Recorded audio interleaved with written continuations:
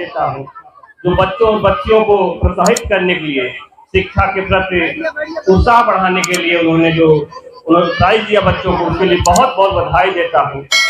आज हमारे बीच महाराजा सुहेलदेव की आप बन के बैठे हैं, इनके हाथ में तलवार है, हमारे यहाँ बैठे हैं।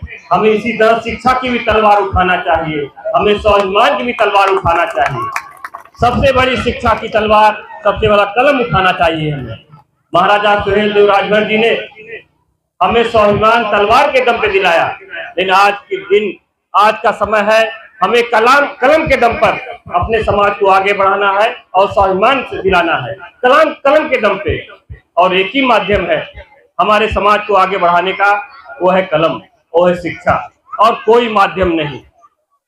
आज हमारे बीच इतिहासकार भी बैठे हैं, इन्होंने पूरे दुनिया, पूरे देश में कलम के ही दम पर महाराजा सुहेलदेव राजभर जी के इतिहास को अपने कलम से लिखकर सबको बताने का काम किया, जन जन पहुंचाने का काम किया। ये आपकी देन है। आज जो भी किताब, जो हम लोग जानते हैं अपने राजा महाराजा के बारे में, आपकी देन है। आपकी कलम के दम पे, अपने शिक्षा के दम पर उन्होंने पहुंचाया, आपकी देन है। महाराजा सुहेलदेव राजभर की गाथा, हमारे बच्चे बैठे हैं, उनके बारे में जानना चाहिए। उनका खून हमारे रगों में बह रहा है, आपको उनके बारे में जानना चाहिए। विदेशी आक्रांता आए, लेकिन महाराजा सुहेलदेव राजभर 1 लाख फौज के सामने एक संगठित बनकर, एक संगठन बनाकर उनको खदेड़ने का काम किया।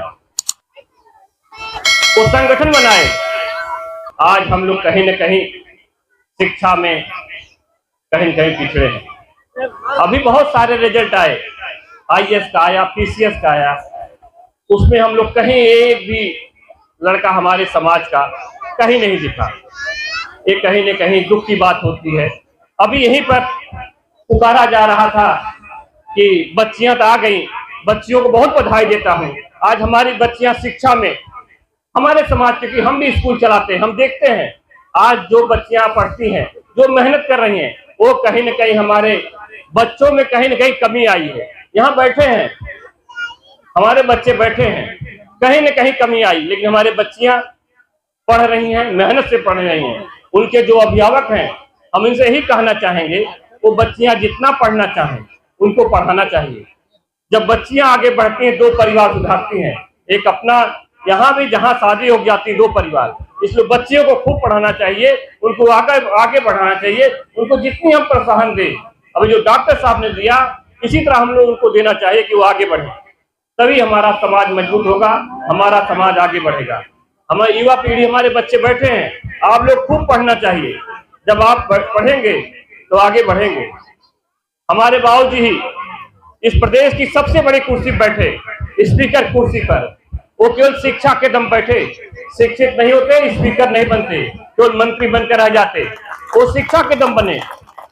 उस कुर्सी, जो स्पीकर की कुर्सी होती है, मुख्यमंत्री के बाद संवैधानिक रूप से दूसरी कुर्सी होती है राज्यपाल के बाद से प्रदेश की, वो अपने शिक्षा के दम बने। नहीं शिक्षित नहीं रहते, LLB नहीं किए होंगे तो उस कुर्सी बैठने नहीं बैठते। आपने इतिहास लिखा तो कलम और शिक्षा के दम पर, नहीं पढ़े होते तो नहीं लिखते। इसलिए आप लोग यहाँ एकत्रित हुए हैं, बहुत बहुत बधाई देता हूँ आज विजय दिवस मनाने के इस अवसर पर। आप लोग खूब पढ़िए। जय सुहेलदेव, जय समाजवाद।